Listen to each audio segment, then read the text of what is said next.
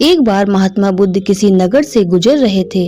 तभी बुद्ध की नजर एक कपड़े के व्यापारी पर पड़ी जो दुखी और हताश दिखाई दे रहा था। बुद्ध चलकर उसके पास गए और पूछा कि तुम इतने उदास क्यों लग रहे हो? अगर तुम अपनी चिंता का विषय मुझे बताओ तो मैं तुम्हारी कुछ मदद कर सकता हूँ। कपड़े के व्यापारी ने बुद्ध को प्रणाम किया और उनको अंदर बुलाया। उस व्यापारी ने कहा कि मेरे घर में छोटे बेटे की देखभाल करने वाला कोई नहीं है, इसीलिए मैं उसको अपने साथ रोज दुकान पर ले आता हूँ, पर वो बहुत शरारती है। मेरी दुकान पर आने वाले हर ग्राहक की पगड़ी को उछाल कर फेंक देता है, कभी कभी तो उनका झोला उठाकर बाहर फेंक देता है। मैंने उसको बहुत समझाया, डांटा, लेकिन वो समझता ही नहीं है। उसकी इन्हीं हरकतों की वजह से मेरे सारे ग्राहक खुद को अपमानित मानकर वापस चले जाते हैं। बुद्ध बोले, मैं तुम्हारी सहायता कर सकता हूँ, पर तुम मुझे वचन दो कि मैं जो भी करूँगा तुम उसमें दखल अंदाजी नहीं करोगे, ना कोई प्रश्न करोगे। व्यापारी बुद्ध को वचन दे देता है। अगले दिन बुद्ध एक पगड़ी पहनकर आए और एक ग्राहक की तरह आकर बैठ गए।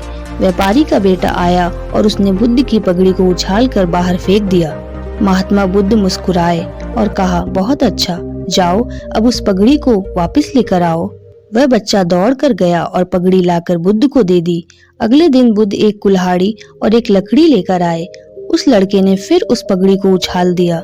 बुद्ध ने उस लड़के को कुल्हाड़ी और लकड़ी दे दी और कहा, जाओ इस लकड़ी को काटो। व्यापारी को थोड़ा सा डर लग रहा था कि कहीं उसके लड़के को चोट न लग जाए, लेकिन उसको अपना वचन याद था। 7 दिन तक महात्मा बुद्ध कोई न कोई नया काम लेकर आते और उस लड़के से करवाते। शीघ्र ही वह लड़का भूल गया कि उसको किसी की पगड़ी उछालनी है। व्यापारी बहुत खुश हुआ। उसने बुद्ध को धन्यवाद दिया।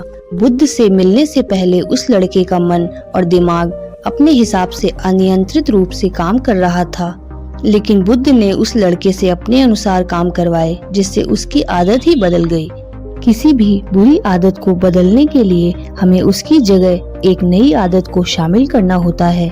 अगर हमें अपने मन को नियंत्रित करना है तो हमें रोज मेडिटेशन करना चाहिए। इससे हम अपने विचारों को नियंत्रित कर पाते हैं और धीरे धीरे आपको खुद में परिवर्तन दिखाई देने लग जाएगा। Thank you for watching and stay happy.